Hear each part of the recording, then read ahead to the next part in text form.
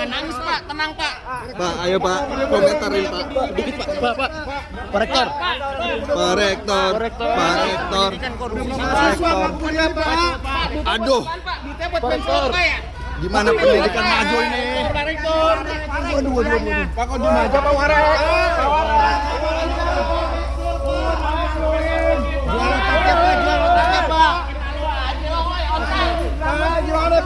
Dijual otaknya Pak. Rambutnya kuning Pak. Rambut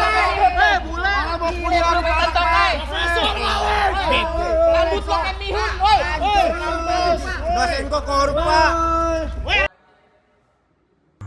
KPK menetapkan Rektor Unsud dan 5 orang sebagai tersangka kasus dugaan korupsi, pemerasan, dan gratifikasi dalam proses penerimaan mahasiswa baru jalur mandiri di Gedung KPK Jakarta, Jumat 21 Agustus 2026. Lakukan secara detail begitu untuk menjelaskan peristiwa tertangkap tangan kegiatan penyelidikan yang dilakukan oleh teman-teman di Direktorat Penyelidikan dan Penyidikan atau di Keputusan Penindakan terkait proses penerimaan mahasiswa baru di Universitas Jenderal Sudirman Unsud Purwokerto. Kita akan menyampaikan peristiwanya terkait dengan perbuatan pemerasan dan penerimaan lainnya berupa gratifikasi oleh penyelenggara negara, dalam hal ini penyelenggara negara di Universitas Jenderal Sudirman terkait dengan penerimaan mahasiswa baru yang sedang berproses sampai hari ini. Untuk konstruksi perkaranya sebagai berikut, bahwa menjelang pelaksanaan penerimaan mahasiswa baru dalam konteks kalender akademik yang dilakukan setiap tahunnya, Unsud membuka pendaftaran mahasiswa baru jalur mandiri. Jadi ada 3 jalur, yaitu ada SNBP, seleksi nasional berdasarkan prestasi, SNBT, seleksi nasional berdasarkan tes, dan yang terakhir adalah seleksi jalur mandiri.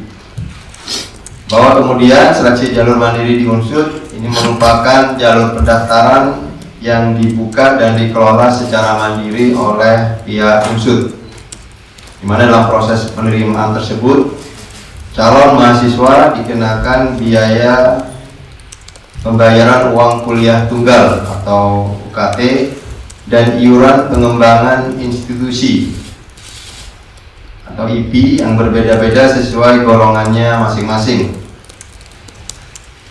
Seperti ini misalnya di Fakultas Kedokteran, rentang UKT-nya mulai dari 7,1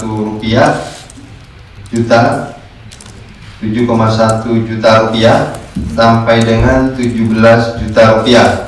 Jadi ada rentang gitu ya. Ada rentang yang dari yang paling kecil sampai yang paling tinggi. Sementara di rentang IP pada Fakultas Kedokteran itu mulai dari 100 juta sampai dengan 260 juta. Ini untuk yang di Fakultas Kedokteran. Ini ada rentang untuk iuran pengembangan institusi yang berbeda-beda, yang tentunya ini memang disesuaikan dengan kemampuan dari peserta atau mahasiswa baru.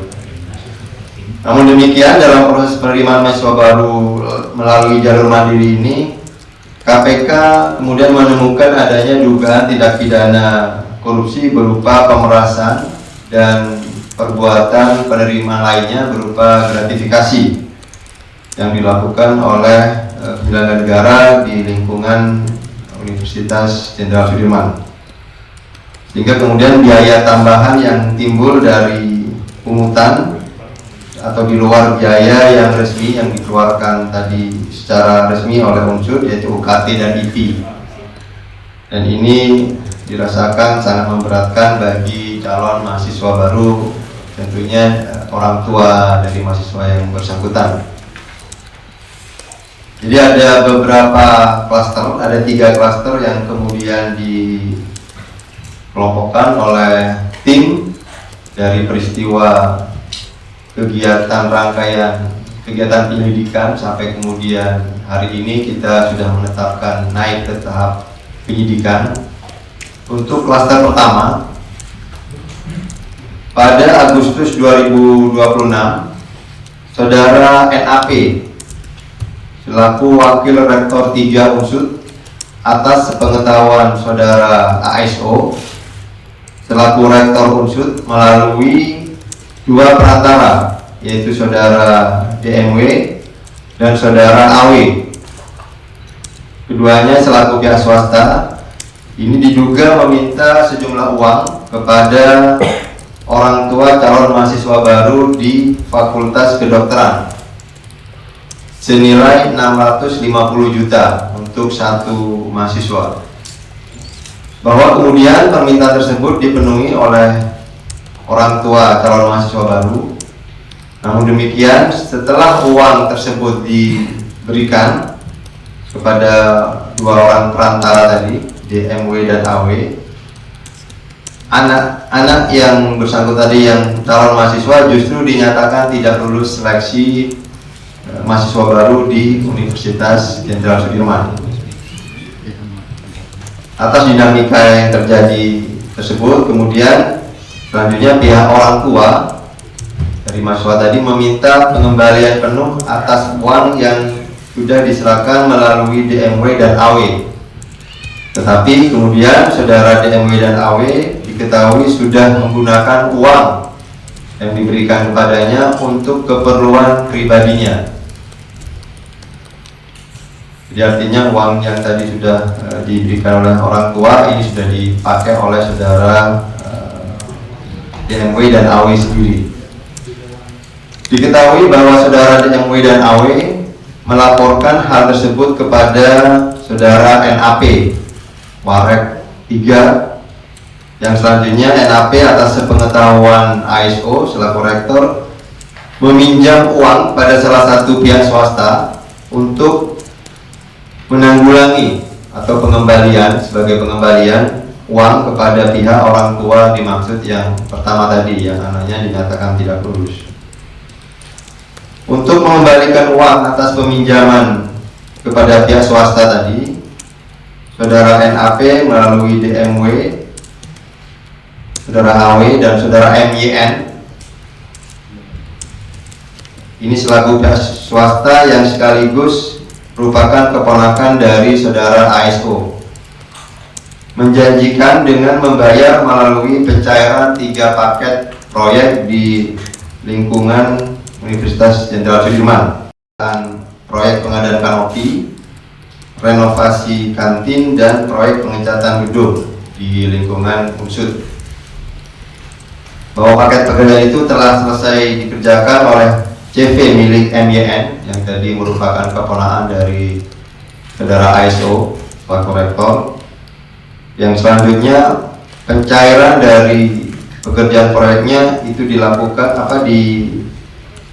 cairkan dan pembayarannya kemudian diberikan atau dialihkan kepada pihak swasta yang dimaksud untuk kemudian menutupi pengembalian uang yang diminta oleh calon mahasiswa baru yang dinyatakan tidak lulus.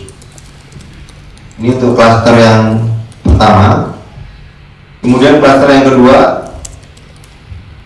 bahwa pada seleksi penerimaan mahasiswa baru tahun 2025 dan 2026 jalur mandiri, Saudara ASO memberikan perintah kepada MYN selaku keponakan dan sekaligus pihak swasta yang memang digunakan oleh Saudara Rektor atau ASO untuk mengerjakan proyek-proyek penerimaan Unsud, dengan memberikan perintah dalam rangka penerimaan mahasiswa baru dengan kode jangan diminta di awal. Jika dikasih, bilang terima kasih. Ini kode atau arahan-arahan atau perintah-perintah yang sering digunakan oleh Saudara ASO selaku rektor kepada Saudara MYN ketika ada pihak-pihak orang tua atau mahasiswa baru yang akan melakukan pengurusan di jalur mandiri. Atas hal tersebut, MYN atas pengetahuan ASO diduga melakukan penerimaan untuk kepentingan saudara ASO. Ini yang kemudian dikonstruksikan sebagai diduga penerimaan gratifikasi yang apabila diperhitungkan yang sudah ditemukan faktanya oleh penyelidik saat ini, yaitu sekitar total 680 juta rupiah. Kemudian saudara SO juga diduga memerintahkan saudara MYN untuk melakukan pembayaran atas pembelian 3 bidang tanah yang diatasnamakan saudara MYN. Jadi penggunaan uang-uang yang didapatkan oleh saudara MYN itu digunakan atas perintah saudara ASO untuk membelikan aset berupa tanah yang diatasnamakan saudara MYN. Sehingga dalam hal ini saudara MYN bertindak sebagai penerima sekaligus pengelola uang yang kegunaannya diperuntukkan saudara ASO.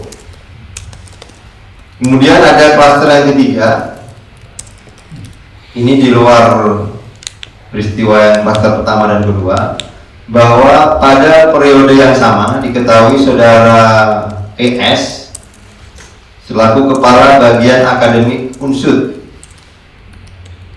ini juga menjadi salah satu panitia penerimaan mahasiswa baru. Saudara S berkomunikasi dengan salah satu pihak pengepul para calon mahasiswa baru di Unsud.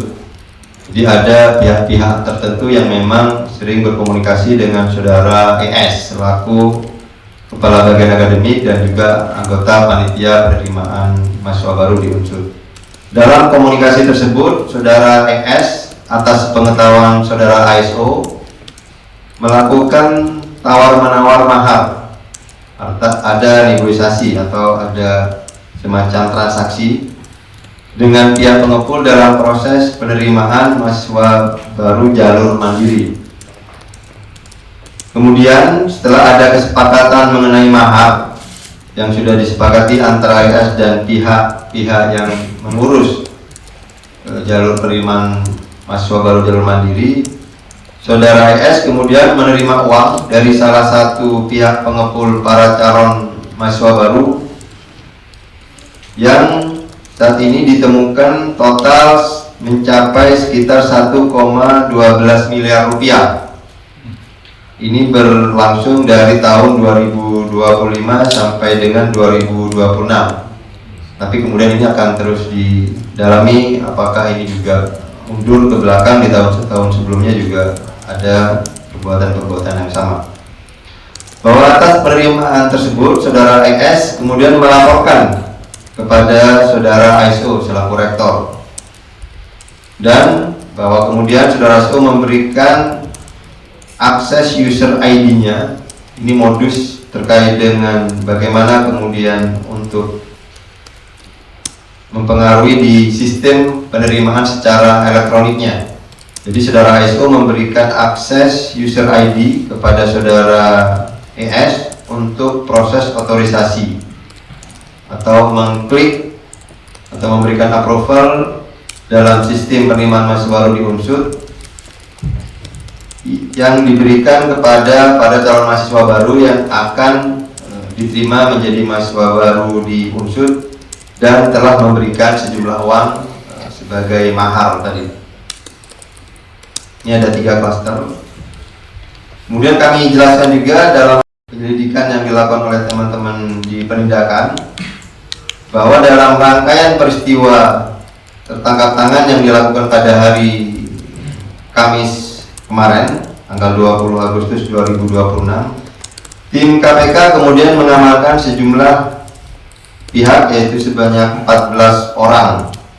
12 orang yang berada di wilayah Purwokerto dan 2 orang diamankan di Jakarta. Selanjutnya terhadap 12 orang yang ada di Purwokerto telah dilakukan pemeriksaan awal di Polresta Banyumas dan kemudian 7 orang dibawa ke Jakarta.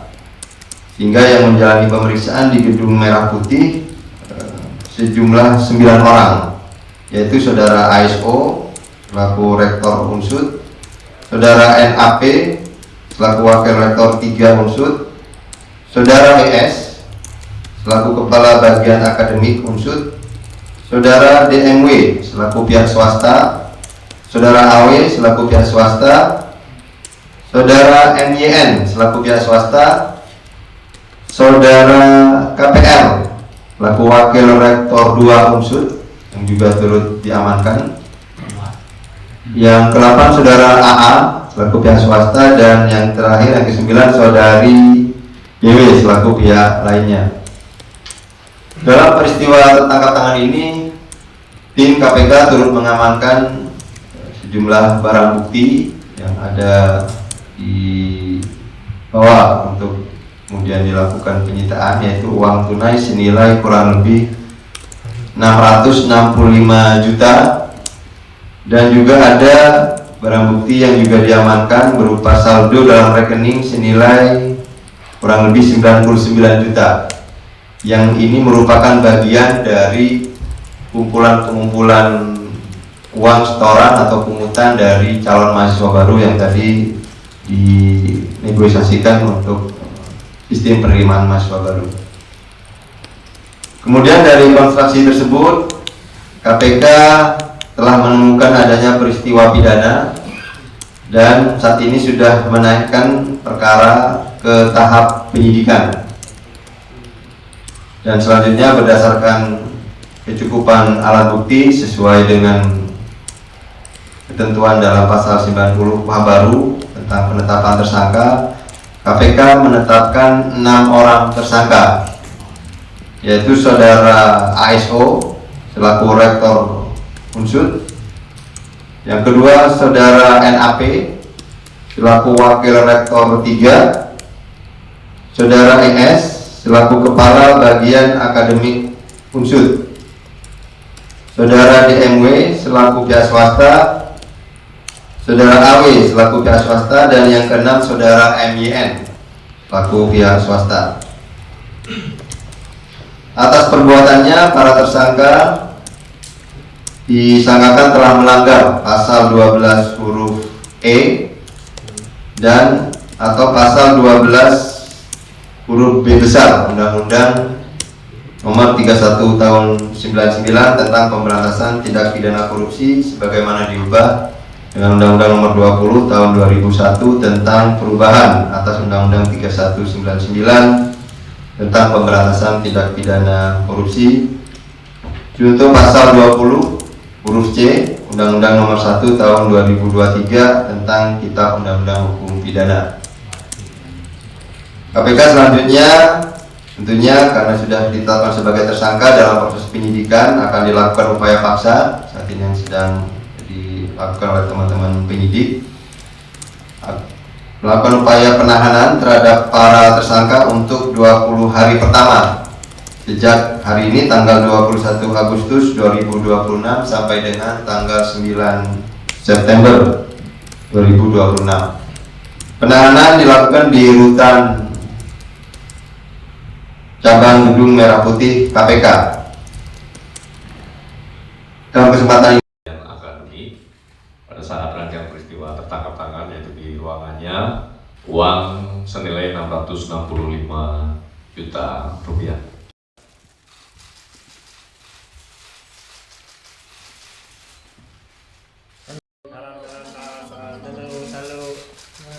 Oh, juga. Cumiri. White. Atas, tahan.